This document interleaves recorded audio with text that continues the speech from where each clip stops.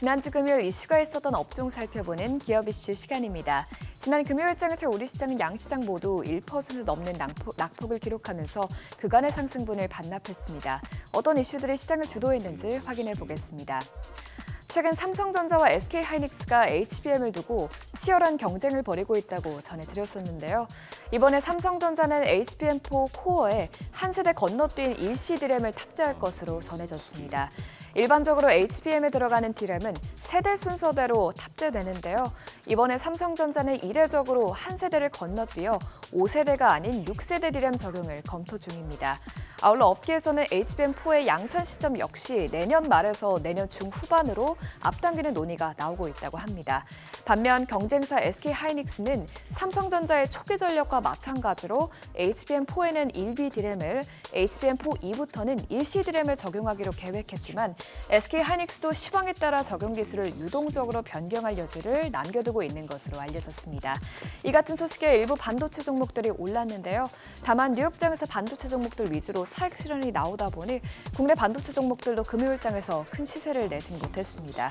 네페스가 7.01% 상승했고 라운텍이 5.25% 올랐습니다.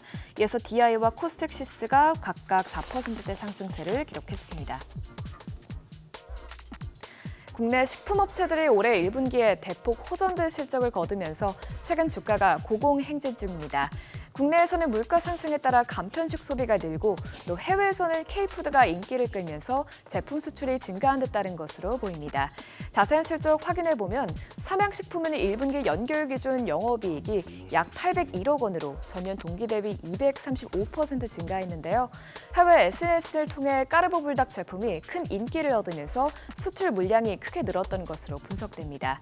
또한 빙그레도 해외에서 바나나 맛 우유 신드롬을 일으키면서 매출 호조세를 기록했습니다.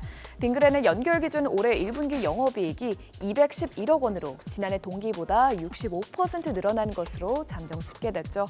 이처럼 해외 매출 확대를 중심으로 음식료주가 강세를 보이고 있는데요. 삼양식품이 상한가까지 뛰면서 상장 이래 최고가를 기록했고요. S&D도 상한가를 터치하면서 52주 신고가를 경신했습니다. 이어서 빙그레가 16%대 급등했고 또 우양과 혜태 제과식품도 강세 흐름 나타냈습니다.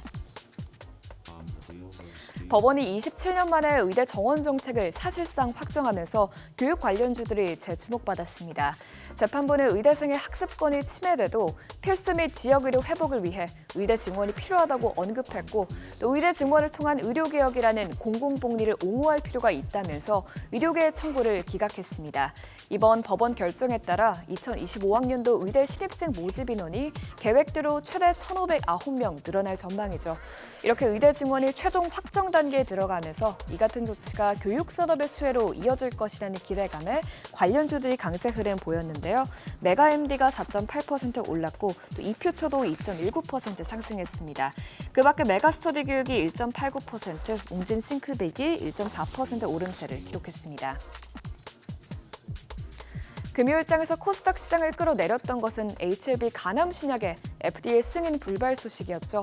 앞서 HLB는 리보세라닙의 적응증을 간암 1차 치료제로 넓히기 위해 리보세라닙과 면역항암제 캄넬리주맙에 대해 FDA 품목 허가를 신청했었는데요. HLB는 결국 미국 FDA로부터 간암 신약에 대한 보완 요청을 받아 최종 허가의 문턱을 넘지 못했습니다. 이번 승인 불발은 우크라이나 전쟁으로 백인 환자 임상 실사를 진행하지 못하고 또 중국 항서제약에서 품질 관리 실사에 문제가 있어 미승인된 것으로 알려졌습니다. 이렇게 미국 FDA에서 보완 요구 서한을 받고 또 기업에서 다시 서류를 제출하면 FDA는 최장 6개월 내 승인 여부를 다시 결정하게 된다고 하는데요. 업계에서는 품목 허가까지 1년 6개월 이상 지연될 수 있다는 전망이 나오고 있습니다. 이 같은 소식에 HLB 그룹주 모두 큰 폭으로 떨어졌는데요. 몸집이 가장 큰 HLB는 하한가까지 직행하면서 4조 원에 가까운 자금이 빠졌습니다.